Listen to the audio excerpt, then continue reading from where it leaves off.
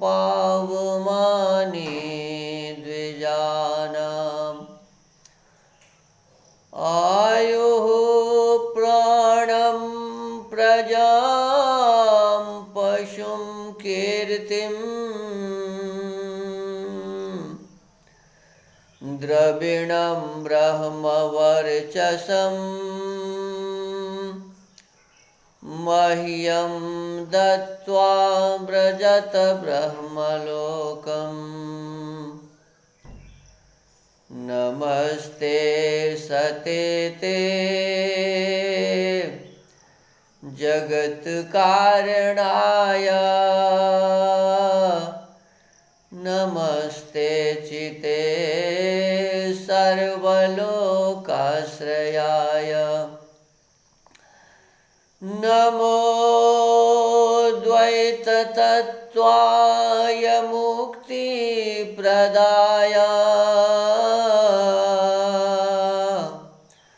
नमो ब्रह्मणे व्यापिने शाश्वताय।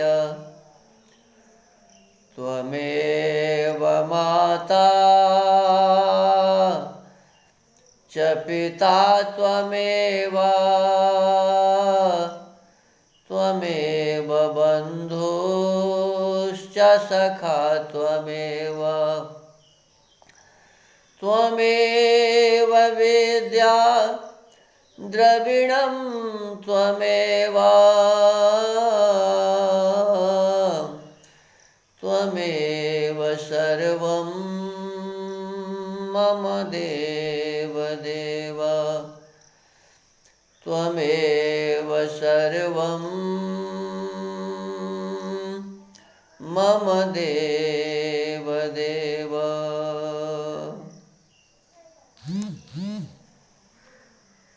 आदरणीय श्रोतागण, सादर नमस्ते।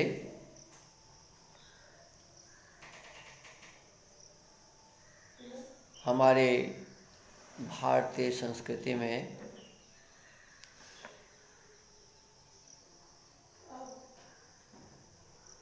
सबसे महत्वपूर्ण जो ग्रंथ है वह वेद है। वेद 4 हैं: ऋग्वेद, यजुर्वेद, सामवेद और अथर्ववेद। इन चारों वेदों की महत्ता जितने भी वेद के पश्चात के ग्रंथ हैं सभी ग्रंथों में इनकी महत्ता को गाई गई है।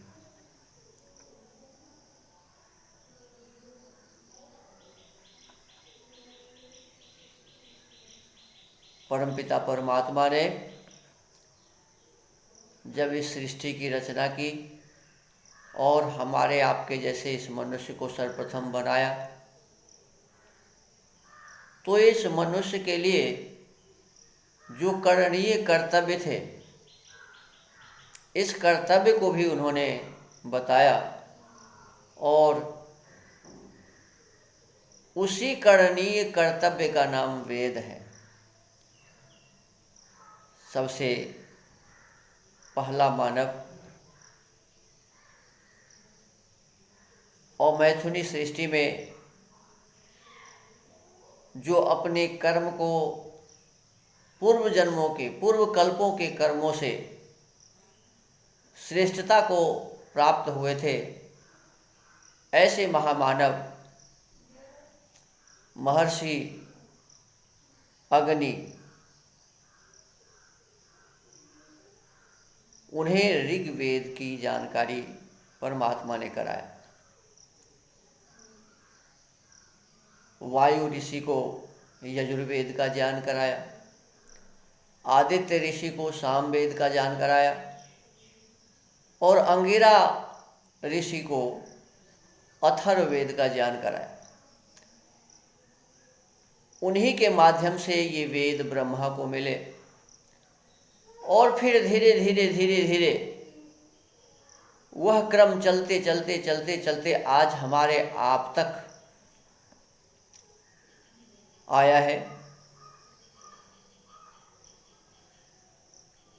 इस लंबे क्रम में इस सृष्टि को बने हुए 1,97,29,49,123 वर्ष हो गए। 122 वर्ष बीत चुका है और 23वां वर्ष ये चल रहा है। इतने लंबे अंतराल में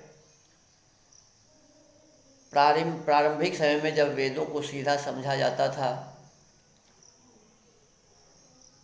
तो उस समय इसमें कोई विकृति नहीं थी।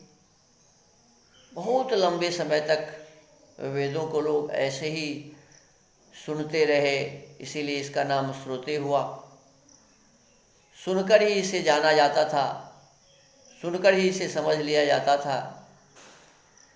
जिन ऋषियों ने इनके रहस्य को समझा, जिस मंत्रों के रहस्य को समझा, उस मंत्र के वे ऋषि कहलाए। वेद में जो विषय है उस विषय को देवता कहते हैं और इसके माध्यम से लोग इस वेद का प्रचार करते रहे, वेद के अनुसार अपना जीवन यापन करते रहे। कहते हैं कि सृष्टि के आदि से लेकर और महाभारत जो युद्ध हुआ द्वापर के अंत में, तब तक यही वेदाचार हमारे समाज में थे। संपूर्ण संसार में यही वेदाचार था। महर्षि स्वामी दयानंद सरस्वती जी कहते हैं कि कुछ कुछ कमियां महाभारत युद्ध से 1000 वर्ष पूर्व से ही हमारे इस संस्कारों में आ रहा था, हमारे संस्कृतियों में आ रहा था और उन कमियों के कारण ही महाभारत युद्ध हुआ।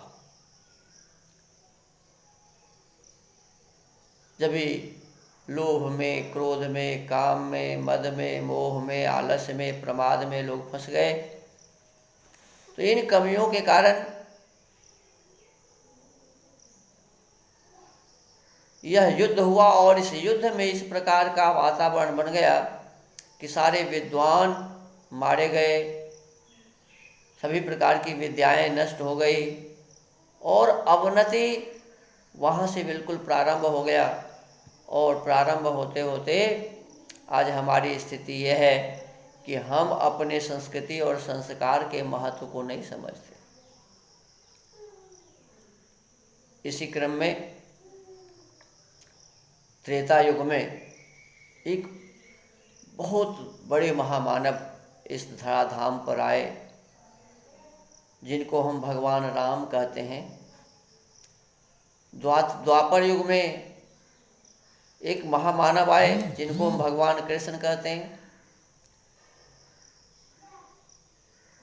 ये दोनों महामानव वेद के अनुसार अपने जीवन को इस प्रकार तपाए हुए थे। वेदानुकूल आचरण इनके जीवन में इस प्रकार से भरा हुआ था। वेद के प्रति इनके इस प्रकार के लगाव थे कि वेद से एक रत्ती भी इधर उधर की बातों को नहीं जानते, न मानते थे। किसी भी प्रकार से उसके वेद के विपरीत इनका जीवन नहीं था और इसीलिए भगवान राम को मर्यादा पुरुषोत्तम भगवान श्री राम हम कहते हैं। कहीं भी उन्होंने वेदाचार जो था उसके विपरीत मर्यादा को नहीं किया। भगवान कृष्ण को हम योगी राज कहते हैं। भगवान राम हमारे इस संस्कृति के रीढ़ हैं, भगवान कृष्ण हमारे इस संस्कृति के रीढ़ हैं और भगवान राम और भगवान कृष्ण को छोड़कर हम इस संस्कृति और संस्कार को ठीक से नहीं समझ सकते। दुर्भाग्य से भगवान राम के संबंध में जो सबसे पहले उनके चरित्र को हमारे बीच रखने वाले महर्षि वाल्मीकि थे।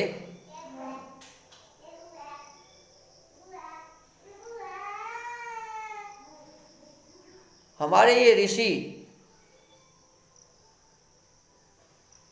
उनके चरित्र को अपने एक काव्य में व्यक्त किया, जिस काव्य का नाम हम सभी जानते हैं कि रामायण। रामायण महर्षि वाल्मीकि का सर्वप्रथम काव्य है। संपूर्ण संसार में यदि काव्य के रूप में यदि हम किसी को जानते हैं तो वह काव्य वाल्मीकि जी का रामायण ही है। इसके पश्चात ही कोई काव्य करता हुए।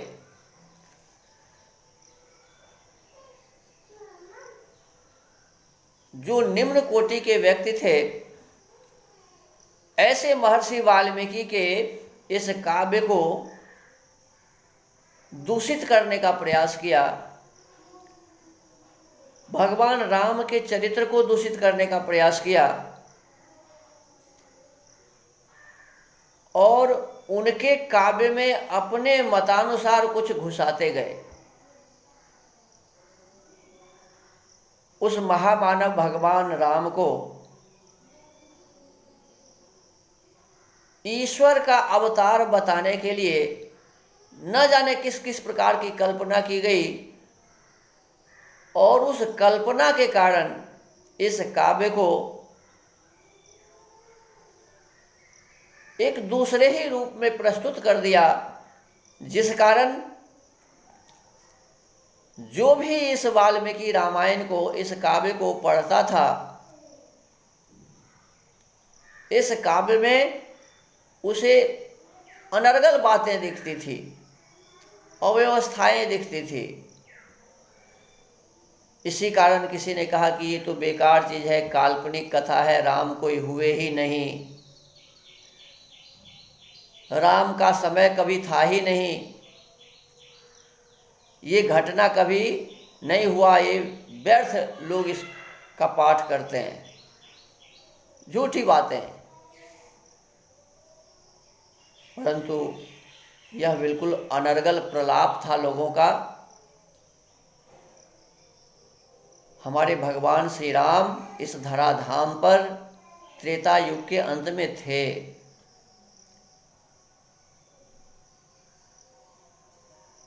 उन्होंने अपने जीवन को वेदानुकूल जिया था। उन्होंने अयोध्या में राज किया था। अनेक प्रकार के शत्रुओं से उनका मुकाबला हुआ था और वेदादेश के आधार पर वो उन शत्रुओं से मुकाबला करते हुए उसे परास्त किए थे।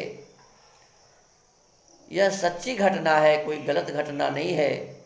परंतु इसमें लोगों के द्वारा जो प्रक्षेप हो गया, लोग जो अपने अपने हिसाब से उन्हें ईश्वर का अवतार बताने के लिए कुछ इस प्रकार की घटनाओं को इसमें लिख दिया, डाल दिया, इस कारण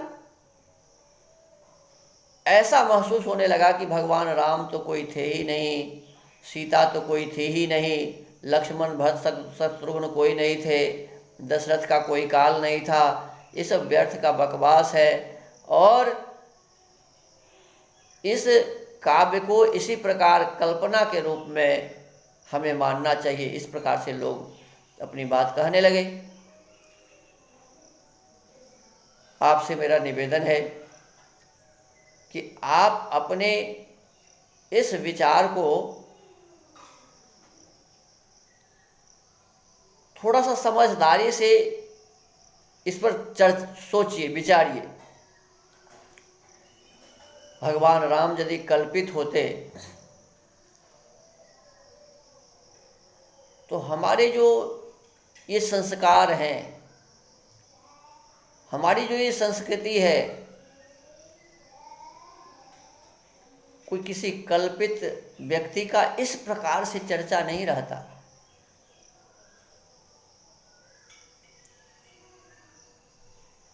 हमारे रग रग में भगवान राम हैं, हमारे रग रग में भगवान कृष्ण हैं। वेद और संस्कृति है, ये झूठी बातें नहीं थी, ये काल्पनिक बातें नहीं थी। भगवान हमारे आदर्श हैं, भगवान राम हमारे आदर्श पुरुष हैं, वो थे। और उनके आदर्श को आज भी यदि हम अपने जीवन में धारण करते हैं तो हमारा जीवन ऊंचा होता है, श्रेष्ठ होता है, महान होता है। तो उस महानता को हम ऐसे कहकर उससे अलग न हो जाए कि वो तो थे ही नहीं, ये संस्कार कुछ था ही नहीं। इस पर हमें गंभीरता से विचारना चाहिए, सोचना चाहिए। आइए महर्षि वाल्मीकि जी के द्वारा लिखित इस वाल्मीकि रामायण में किस प्रकार लोगों ने प्रक्षेप किया, किस किस प्रकार की बातों को घुसा दिया, जिस कारण भगवान राम को लोग काल्पनिक मानने लगे। आज भी यदि हम इस विषय वस्तु को ठीक से समझ लें और भगवान राम के सत्य स्वरूप को जान लें, भगवान के आदर्श को यदि हम अपने जीवन में धारण कर लें, उनके द्वारा किए हुए कर्मों को यदि हम अपना लें, तो हम निश्चित रूप से आज भी इस भारतवर्ष को, स्वयं अपने आप को और संपूर्ण संसार को हम एक रास्ता दे सकते हैं। हम अपने आप को श्रेष्ठ बना सकते हैं, इस देश को महान बना सकते हैं। महर्षि वाल्मीकि रामायण का प्रारंभ जब होता है तो उससे पहले वाल्मीकि रामायण में महात्म्य लिखा हुआ है कि वाल्मीकि रामायण की महत्ता क्या है, इसके पढ़ने से क्या होता है। तो इसमें बहुत कुछ बातें इस प्रकार की लिखी हुई है जिसके कारण हमारे मन में भगवान राम के प्रति शंका उत्पन्न होता है। उस समय के प्रति हमारे मन में ऊहापोह उत्पन्न हो जाता है, क्या ये सब बातें हुई होगी।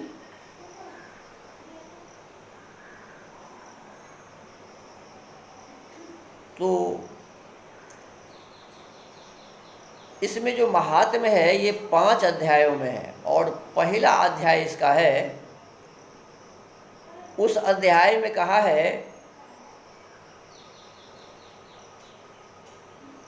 कि श्री रामचंद्र जी समस्त संसार को शरण देने वाले हैं। श्री रामः शरणं समस्त जगताम रामम बिना का गति। कहते हैं श्री राम के बिना दूसरी कौन सी गति है।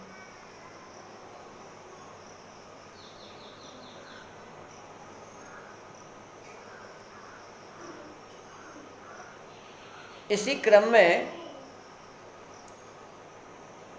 यहाँ एक कथा का प्रारंभ होता है। ऋषि लोग एकत्रित होते हैं और ऋषि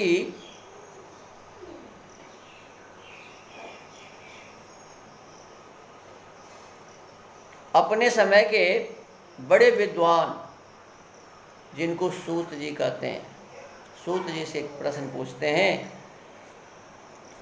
कि भगवान ये बताइए कि कलयुग में लोग क्या करेंगे, क्योंकि कलयुग में तो वेद मार्ग रहेगा नहीं, वेद को लोग जानेंगे नहीं। तो वेद मार्ग के नष्ट हो जाने से सभी तरफ अन्याय होगा। घोर कलयुग आने पर, वेदोक्त मार्ग के लुप्त हो जाने पर सारी जगह पाखंड फैल जाएंगे।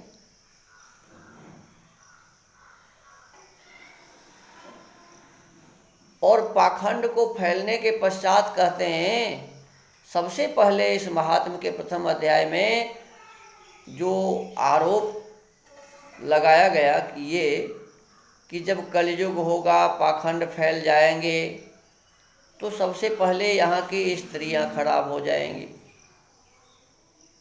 कलयुग के आते ही उस युग की, कलयुग की स्त्रियां केवल हमारा शरीर का भरण पोषण कैसे हो, बस इतना ही उनको चिंता रहेगा। इसमें लिखा हुआ है कि कलयुग की स्त्रियां वेश्याओं के समान बर्ताव करेंगी, आचरण में पवित्र हो जाएंगी। उत्तम कुल की जो स्त्रियां होंगी वो भी पर पुरुषों के साथ ओछी ओछी बातें करेंगी, कठोर बोलने वाली होगी, असत्य बोलने वाली होगी, सद्गुणों से रहित होंगी, अपवित्र रहेंगी, उनके जीवन में कोई पवित्रता नहीं रहेगा।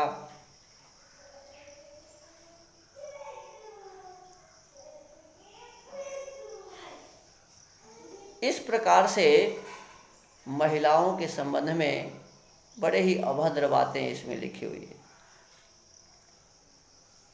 मुझे लगता है कोई महिला द्वेषी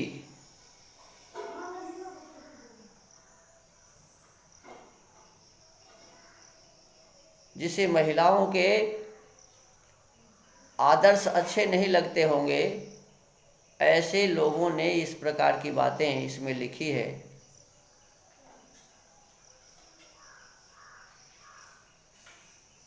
महिलाओं के प्रति इस प्रकार की बातें करना कि कलयुग की सभी महिलाएं इस प्रकार की हो जाएंगी, ये बिल्कुल ही गलत बातें हैं। कहीं से भी ये सही नहीं दिख रहा। देखिए, सतयुग जिसको हम कहते हैं, त्रेता जिसको हम कहते हैं, द्वापर जिसको हम कहते हैं, उसमें भी अनेक महिलाओं के बारे में ये लिखा हुआ है कि उस समय भी महिलाएं गलत होती थी, त्रेता में भी महिलाएं गलत होती थी। अरे भगवान राम को जंगल भेजने के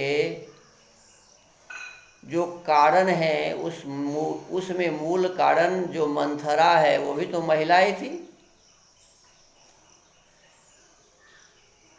सीता को हरण करवाने में जो सबसे मुख्य कारण है, उस शूर्पणखा भी तो महिला ही थी। हर युग में अच्छे लोग भी होते हैं और बुरे लोग भी होते हैं। क्या जिस समय हरिश्चंद्र थे,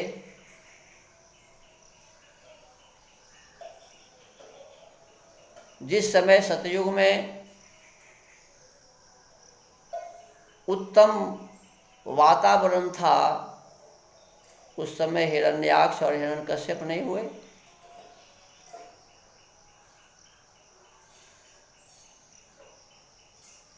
त्रेता में अनर्गल लोग नहीं हुए, द्वापर में अनर्गल लोग नहीं थे, सब समय थे। और इसी प्रकार कलयुग में भी अच्छे लोग भी हैं और बुरे लोग भी हैं। वो चाहे पुरुष भी हो सकते हैं और स्त्रियां भी हो सकती हैं। तो ये केवल कह देना कि कलयुग की महिलाएं इस प्रकार की होंगी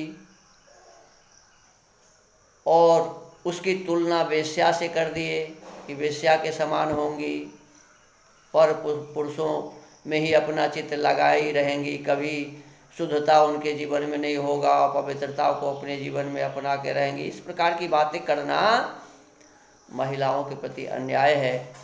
और इस लेख को, इसमें लिखा हुआ है कि स्कंद पुराण के उत्तरखंड में नारद सनत कुमार संवाद के रूप में इस रामायण के महात्म्य को बतलाया गया है।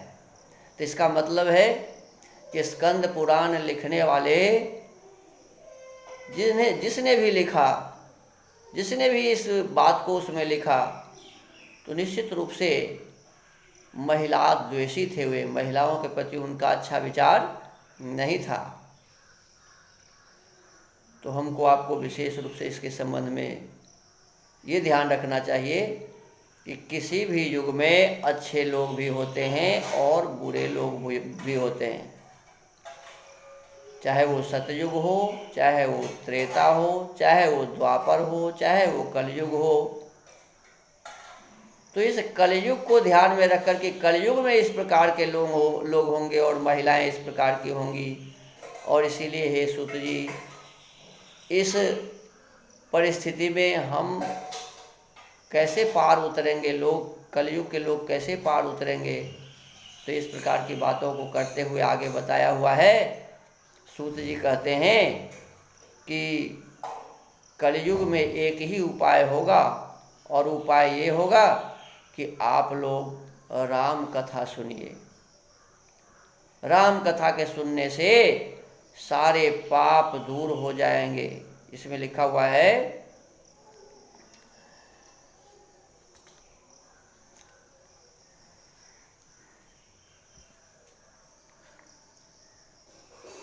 कहते हैं कि